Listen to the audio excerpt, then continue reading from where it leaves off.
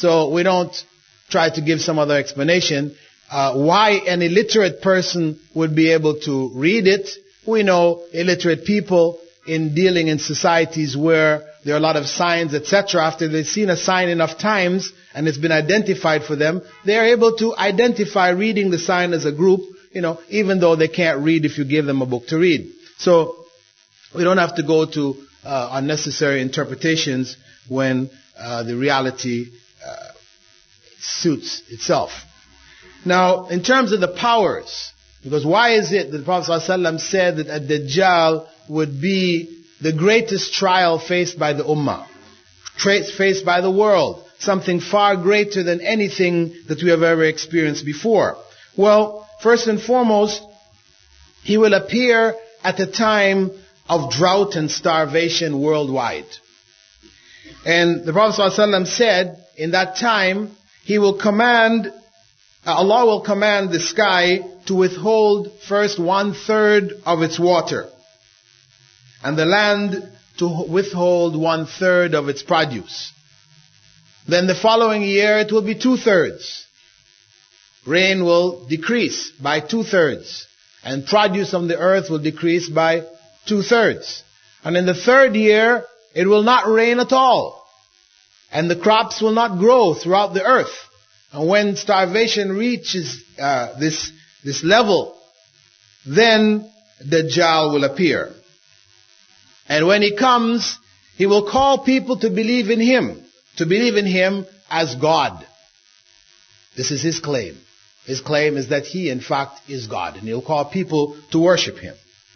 And for those who accept him, and there will be signs which a person who is unaware of Dajjal, who is unaware of the teachings, will be fooled, because he will do things which will give them the impression that this may actually be God. He will, for those people who lean towards him, who accept what he's saying, he will command the sky to rain, and it will rain. And he will command the earth to bear fruit, and it will bear fruit. For those who refuse him, reject him, he will pass by their areas, and in the morning, whatever stocks of food, etc. that they had, they will find it destroyed. So their situation will go from bad to worse.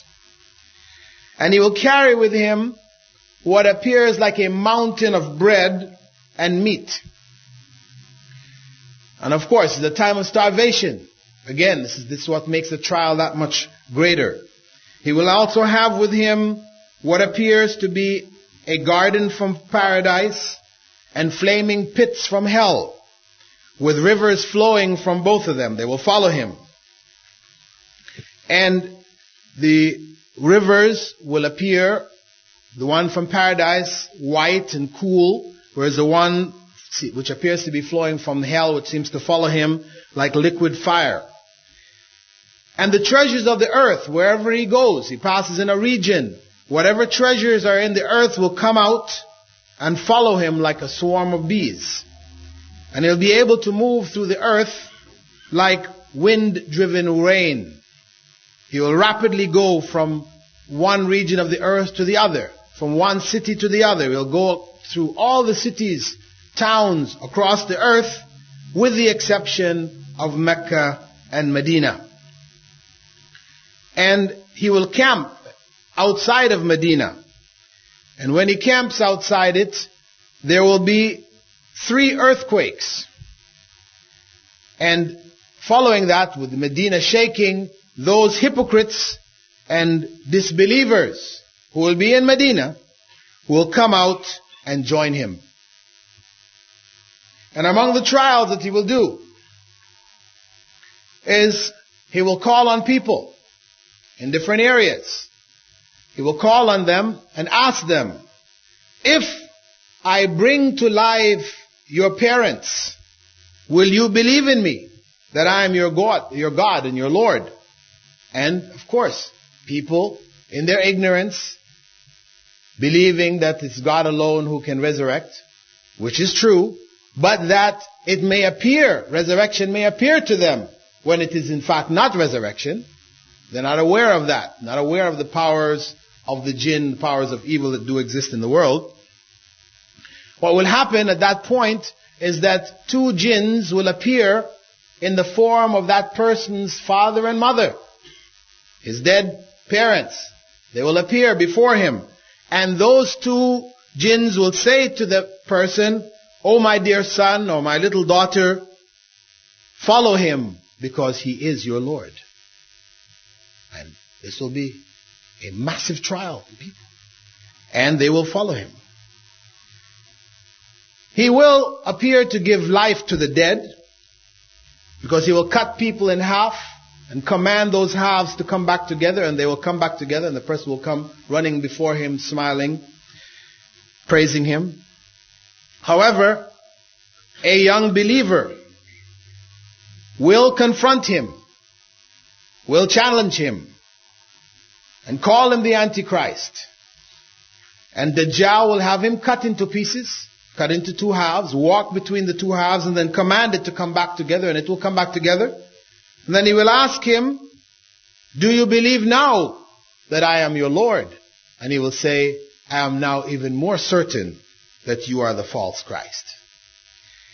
And Dajjal will grab him by the neck, and he will try to cut off his head. He will be unable, because Allah will put a shield there, a protective shield, which will not allow him to cut off the head. So he will hold him by the scruff of his neck and by his feet and throw him into that river of fire that's following him. And people will see him fall in and be consumed, burnt up.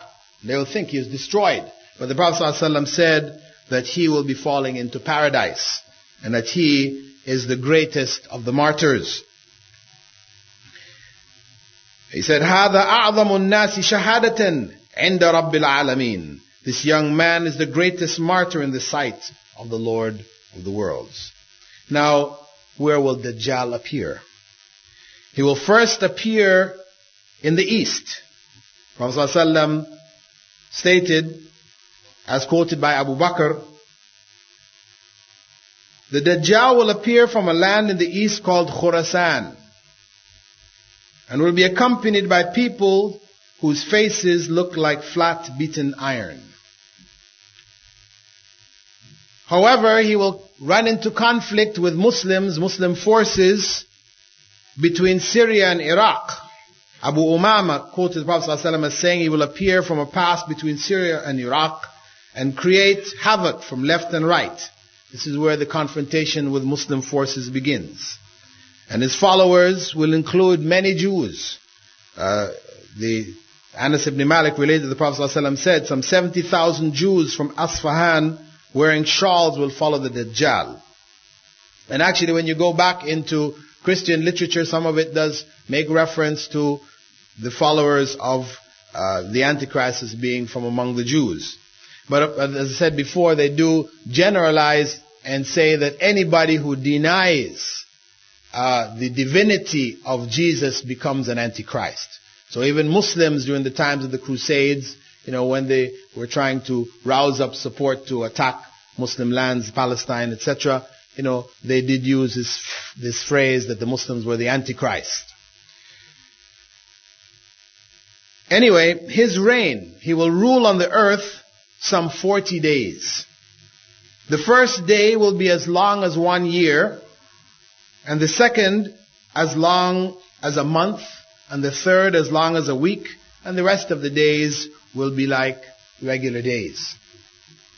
The companions, when the Prophet ﷺ related that to them, they asked him, what should we do in terms of our prayer on that first day? Will 5 prayers suffice? A day, which will be like a year? And the Prophet ﷺ had said, no. You must estimate the times of prayer and pray accordingly.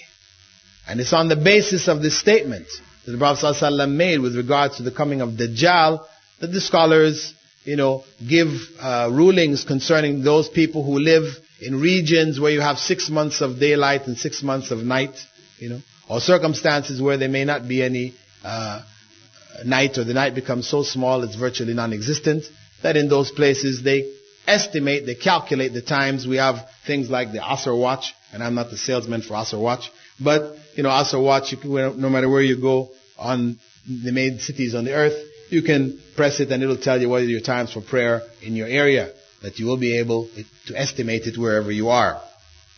Anyway, in terms of the end of the Antichrist, Dajjal,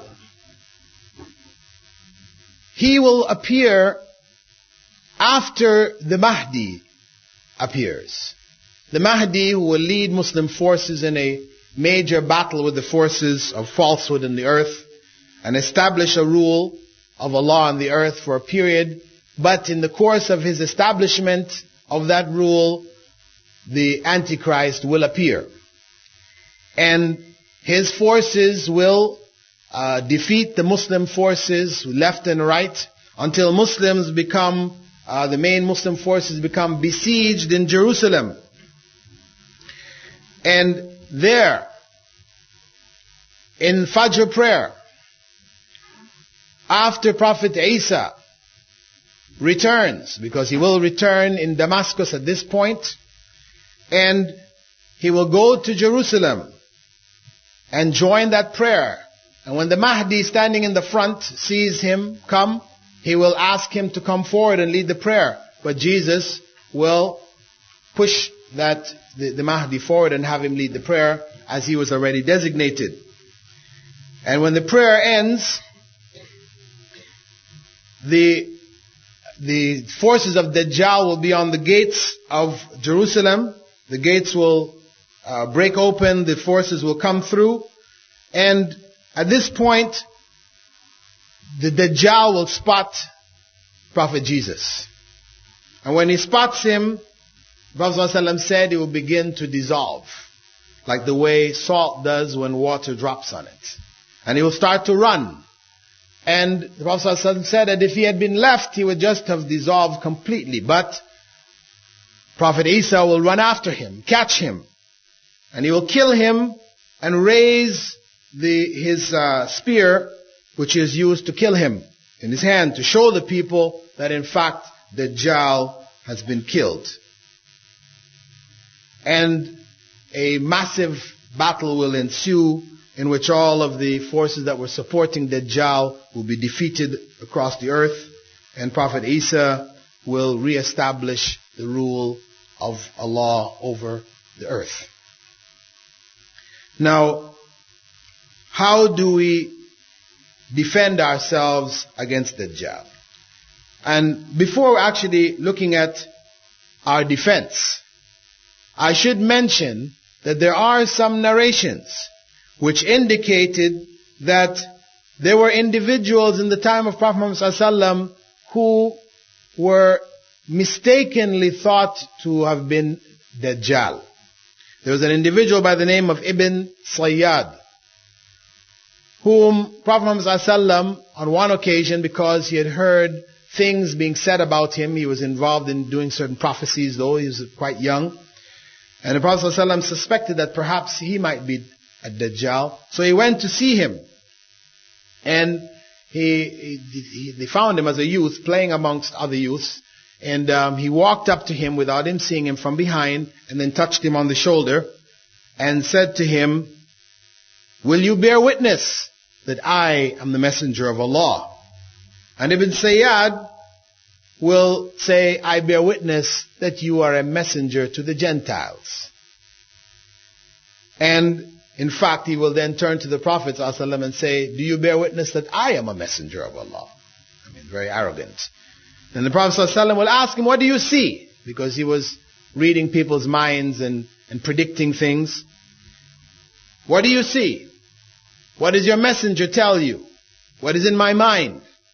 And he will attempt to read the Prophet ﷺ's mind. And he will say, "Ad-dukh, ad-dukh." But he can't go any farther than that. And the Prophet ﷺ said, "Enough.